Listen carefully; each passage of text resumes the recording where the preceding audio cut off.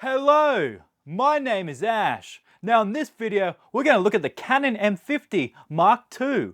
Now in this video, we're going to discuss, is this camera still worth it in 2023? And is it a good vlog and travel camera?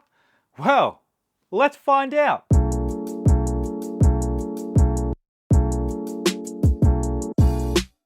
So, I've been using this camera to film myself and all my adventures.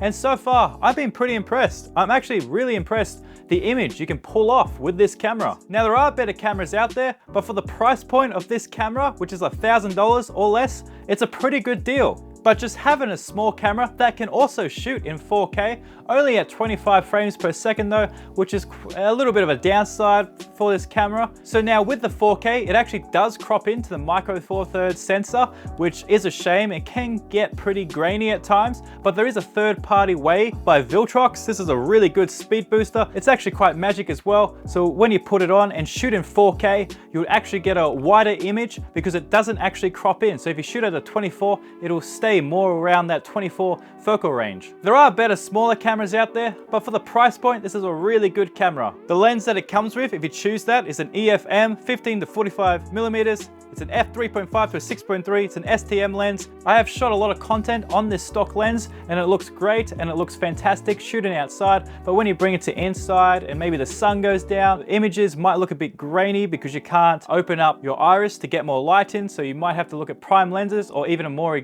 expensive zoom lens. If you guys wanted to use different lenses, especially EF lenses, then you have to get an adapter to the camera. The megapixels are really good with this camera. You get 24 megapixels, which is really good for still photography as well. Also, another thing to keep in mind, you have to press record every 30 minutes because the record will just shut off after 30 minutes. So that's one thing to keep in mind, especially if you record in like a concert. So every time you have to go back to the camera and make sure you just keep pressing that record or set a timer. With this camera, I find is the roll and shutter. So when you pan left to right, you get this like jello-y type effect. It doesn't look too great. Another thing I like with the M50 is its flip out screen, so you can actually see yourself while recording. The one thing I actually don't like with the flip out screen is the mic input actually sits here. So if you got a mic up here and you run it down to this mic input here, it does actually stop the screen from swiveling all the way around. So it's a little bit annoying. You just have to unplug it and then you can swivel it.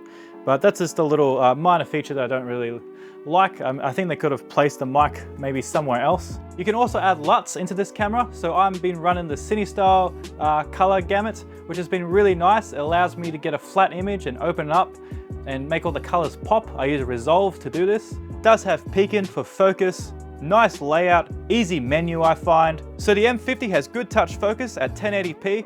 At 4K, the touch focus doesn't seem to work as well, but when I'm in 4K, I'm mainly just manually pulling the focus, especially when I'm using my primes. So you guys might be wondering why my camera is white. So if I've actually got the white edition, this costs a little bit more, but I think it actually stands out. A lot of people come up to me asking what camera is this, and I pretty much say to them the M50, and they're like, what?